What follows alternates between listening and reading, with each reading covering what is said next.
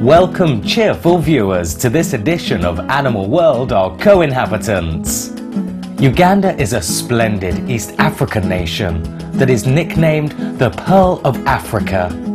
The landlocked country can be described as a large plateau bordered by lakes, volcanic highlands and mountain ranges such as the Rwenzori Mountains, one of the highest ranges in Africa. Today we'll visit the Uganda Wildlife Education Centre, or UEC, near Lake Victoria. It is comprised of 72 hectares of beautiful land featuring Uganda's three major ecosystems: wetland, savanna and forest. Approximately 500 different plant species can be viewed at the centre, as well as some 400 indigenous land animal species and 250 bird species. Established in 1952, the centre has become one of the most respected biodiversity conservation education institutions in Africa. The centre is well known for rescuing and successfully rehabilitating injured, orphaned and illegally trafficked animals. When Supreme Master Qinghai learned of UEC rescuing 140 smuggled African grey parrots, she contributed $5,000 to support the centre's efforts to rehabilitate these noble birds. Today, Jimmy Owani, the centre's registrar and an animal caregiver, will graciously introduce us to the sanctuary's chimpanzees. Wild chimps in Uganda once lived happily in the nation's vast forests, but over the years, many trees have been felled for farming and other activities. Thus, the animals have been driven from their natural homes, and populations have tremendously declined. The primates are also in danger as they are illegally hunted for their meat.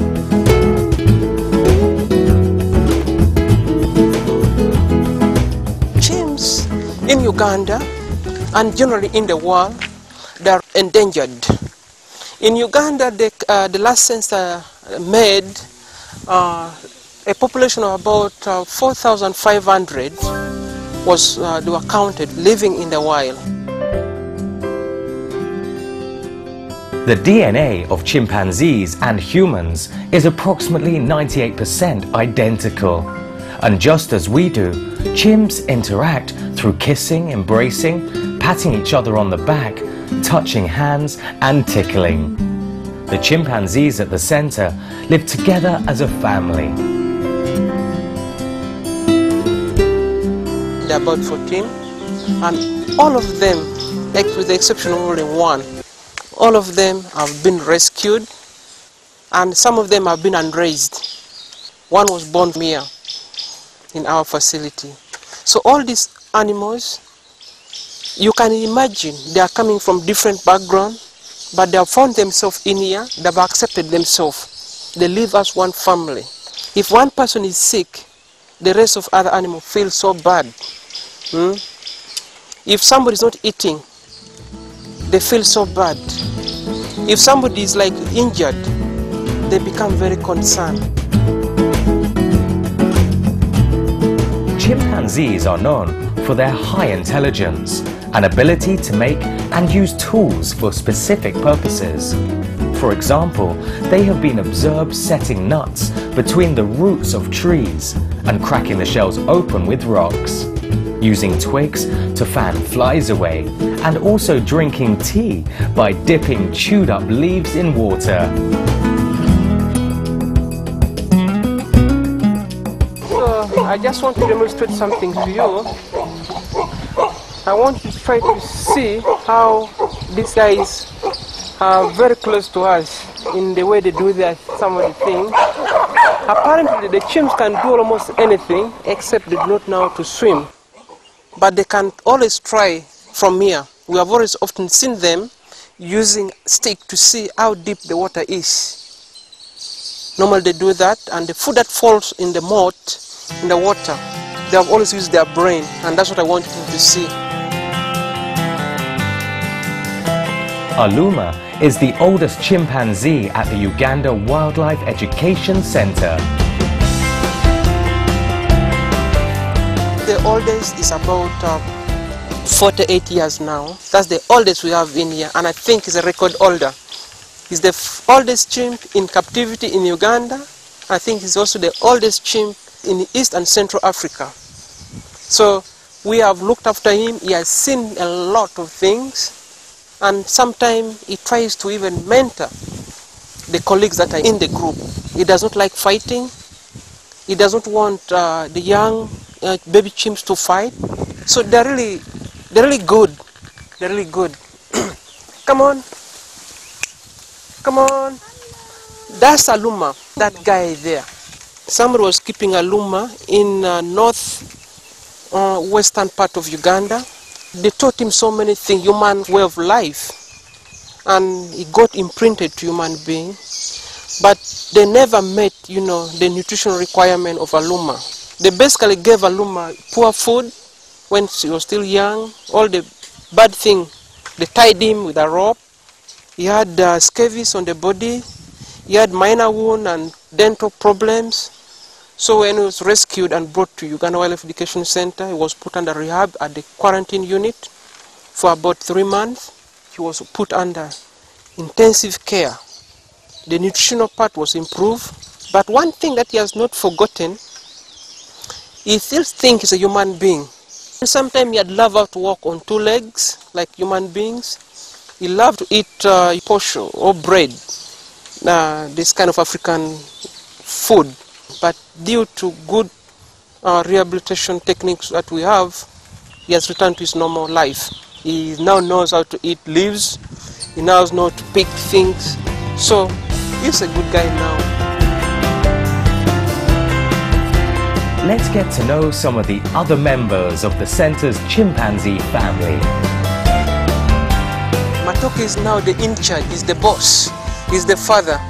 And in many cases, no matter what they do, they try to give respect to somebody who is big, somebody who is old in the family.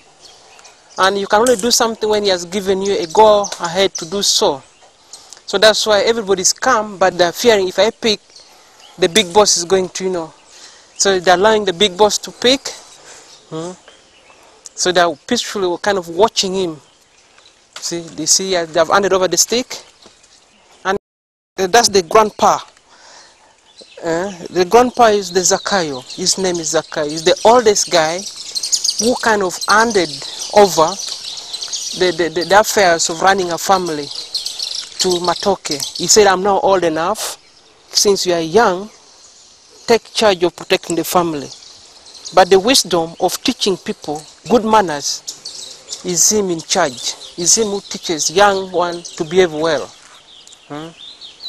And that guy is called Shaka. The name Shaka in African history refers to a great leader, Shaka Zulu, in South Africa. So we derive his name because he's born here. He was born in 2003. Yeah, he's about 8 years now. But you can see how big he is already.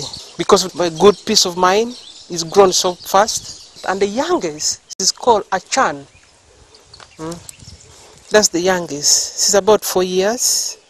Since she was unraised from here, she was found abandoned. And the most intriguing part of our work here is from the time when we rescue these animals to the time when we take them for rehabilitation, the quarantine, then the time for integration. The time when we bring the new personality into the existing group, that's the time. That's the time you get to see the love. What sort of food is provided to the chimps at the sanctuary? You have a fridge to put like fruits and other stuff frozen for enrichment purposes. Here we cook porridge. It's kind of a concoction of a lot of stuff.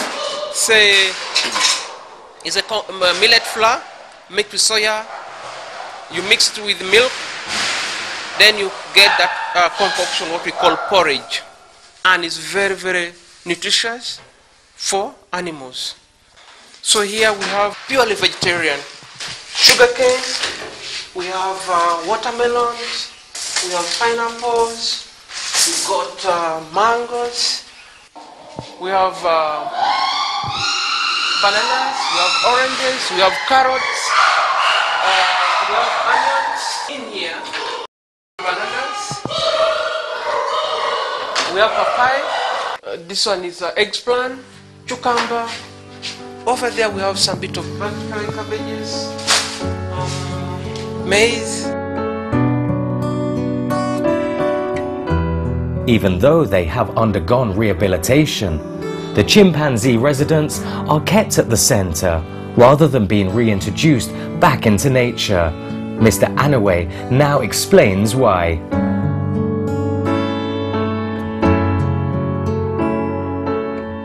So with these guys, you see, we cannot release them in the wild because we don't have yet a proper place to release them. Secondly, living in captivity, their life has greatly changed.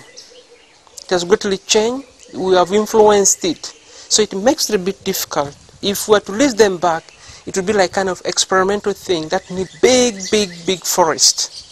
So that's a big challenge, and that's why we always say as Conservation Education Center, we keep telling people, leave the homes for wild animals to them. Let's use the space we have in a more sustainable way so that these animals can also have a space. Because when the place is protected, they're helping us protect. We know the values that trees give to human beings in terms of climate modification. But when they're there, we can also, go and interact with them, see them, in create a form of tourism for people. But if you destroy everything, then no tourism, no interaction between the people, and life will be meaningless without nature. So this is the perfect time that the world need to change their minds and refocus their energy into conservation that makes the planet green.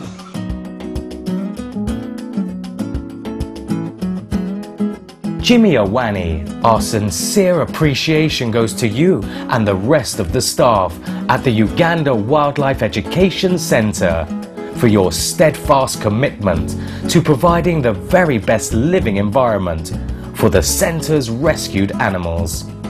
May UX successfully continue its fine program to acquaint the public with our chimpanzee friends so as to improve our relationship with our close, precious primate relatives. With lots of love and gratitude for the noble work, Supreme Master Ching Hai is honoring the Uganda Wildlife Education Centre with the Shining World Compassion Award, along with an additional $10,000. For more information on the Uganda Wildlife Education Centre, please visit www.urec.ug. Thank you for joining us today on Animal World, our co-inhabitants. May all animal families prosper under the rays of the glorious sun. For more details, please visit www.suprememastertv.com/AW.